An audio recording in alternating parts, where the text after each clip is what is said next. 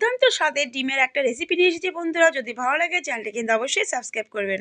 প্রথমে আমি গোটা ধনে, জিরে, শুকনো লঙ্কা আর গোটা গরম মশলা হালকা করে ভেজে নিয়ে মিক্সিতে পেস্ট করে নিয়েছি। এদিকে আমি নুন, হলুদ আর লঙ্কা দিয়ে সিদ্ধ ডিমগুলো হাফ করে ভেজে নিয়েছি। রেসিপিটা সম্পূর্ণ রিফাইন তেলেই করেছি। এরপর রিফাইন তেলের মধ্যে গোটা গরম মশলা দিয়ে আদা বাটা, রসুন বাটা, পেঁয়াজ বাটা দিয়ে হাফ ফ্রাই করার পরে আগে থেকে যে মিক্সিতে পেস্ট করে রেখেছিলাম মশলাটা সেটা দিয়ে আর দিয়ে দিয়েছি স্বাদ অনুযায়ী নুন, হাফ চামচ হলুদ গুঁড়ো আর 4 চামচ টক দই।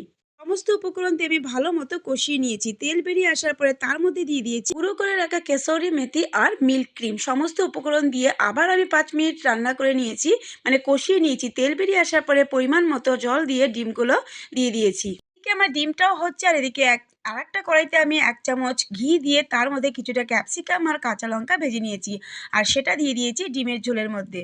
নামানোর আগে দিয়ে দিয়েছি কুচনো ধনেপাতা। বন্ধুরা, রেসিপিটা কেমন লাগলো অবশ্যই